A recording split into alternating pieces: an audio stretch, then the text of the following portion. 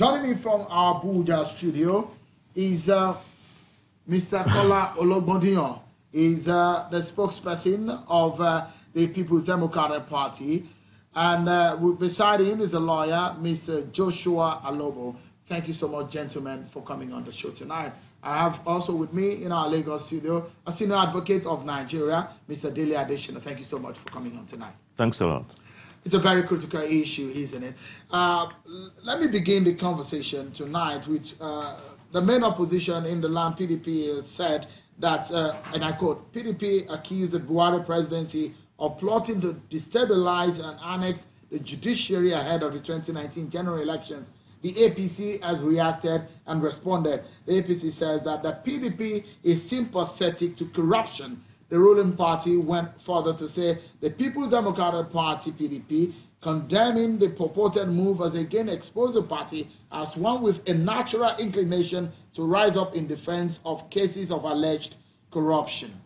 Let me begin with you tonight, Mr. Ologbondiyan. Your party is alleging that the government is planning to destabilize and annex the judiciary ahead of the 2019 general election. Does the case in hand show so?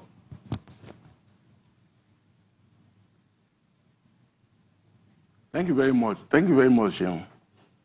Well, it's funny and very ridiculous for APC to claim that the People's Democratic Party is sympathetic to corruption just because we have told the APC and President Muhammadu Buhari that Nigeria belongs to all of us and that no individual, no matter how highly placed, can take us to pre-1999 Egypt.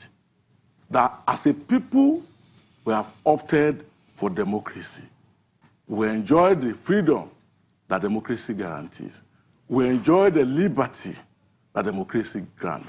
We enjoy the rights that democracy embodies.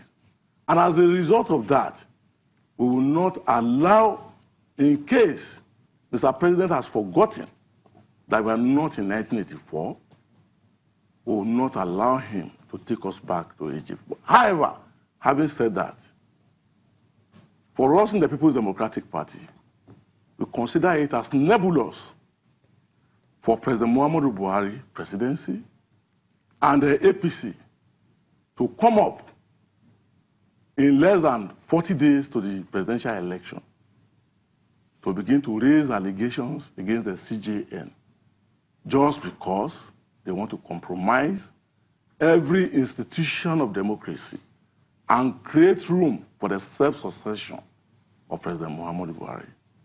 That is totally rejected by the People's Democratic Party, and the outrage that has accompanied this reckless decision, as far as Nigerians are concerned, has shown that it was a misstep on the side of President Muhammadu Buhari and on the side of his party, the APC. Let me quickly ask Mr. Alobo there. Does this case, Mr. Alobo, has a merit, considering the Court of Appeal judgment in the case of Justice Njagiwa and the stance on what CCB is going to is proposing as arraignment against tomorrow?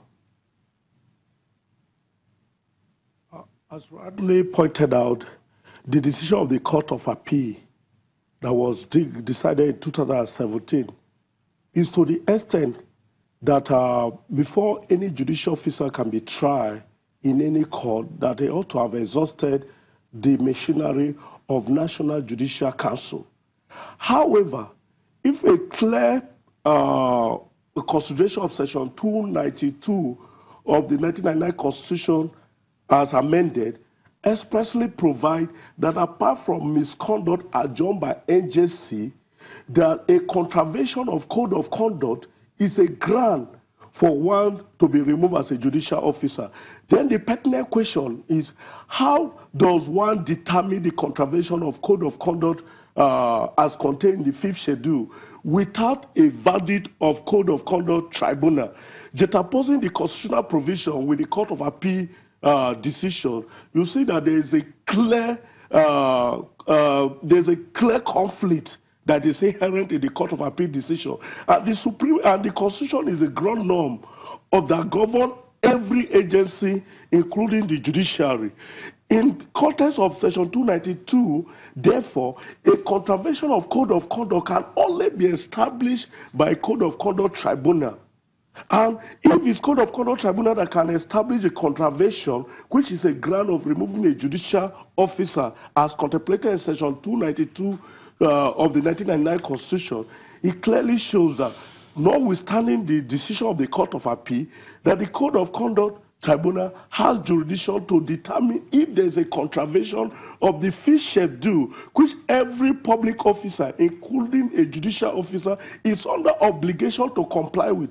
The issue is not to look at whether the CJN is guilty, as it were. Is the tribunal that have the requisite jurisdiction to determine the contravention. So whatever is at the public domain amount to analysis. So it's left for the Code of Conduct Tribunal to cease with the charges. If I may quickly button for a clarification from you, you are saying that based on the judgment against Justice Njangiwa, that there shouldn't be any recourse to the NJC. Is that what you're saying? Mm-hmm.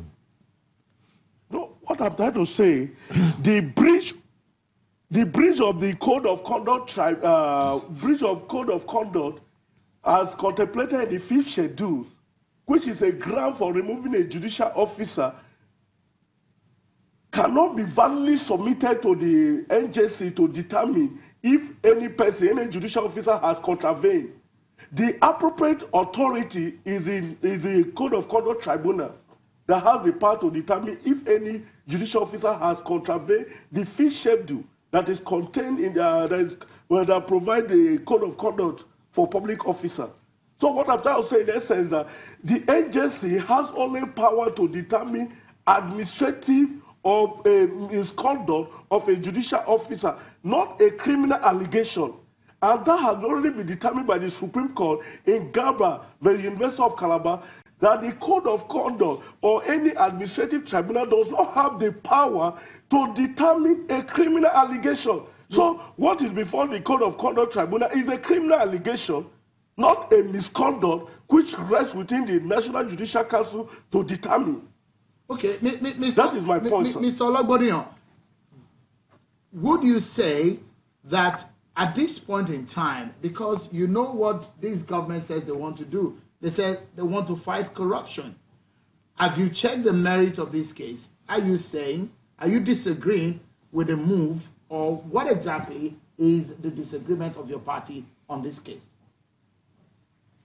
If the government wants to fight corruption, it has a litany of people that have corruption allegations against them, even in the campaign council of President Muhammadu Buhari. The nation is aware that from the coach of the APC Presidential Campaign Council to the DG, to the factional chairman, to the zonal directors, all have their respective files of allegations with the Economic and Financial Crime Commission. It is an unarguable fact that all these cases, all these allegations, including even the one from a reverend gentleman in Edo State who went to court to seek an order of mandamus to compel the EFCC to investigate the factional chairman, Adams Oshiomhole, have all been ignored. We can go on and on about corruption cases.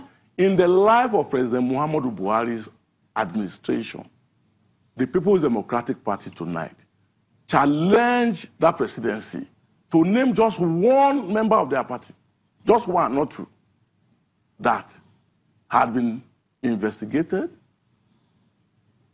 prosecuted, or arraigned in any court of competent jurisdiction in this nation. And when we now flash back to the fact that some judges or justices of the Supreme Court were assailed over allegation of corruption. And we have had instances in the past where the National Assembly was assailed. And we have situations where private individuals, like the Jiade Yonju, like Dino Melaye, the senator representing Kogi West, are currently in detention just because they have opinions. Let me quickly take I wanted you to comment. I wanted you to comment on the merits of this very case, which is raised the petitions against Justice Onnoghen. Are you saying it lacks merit? As far as Nigerians are concerned,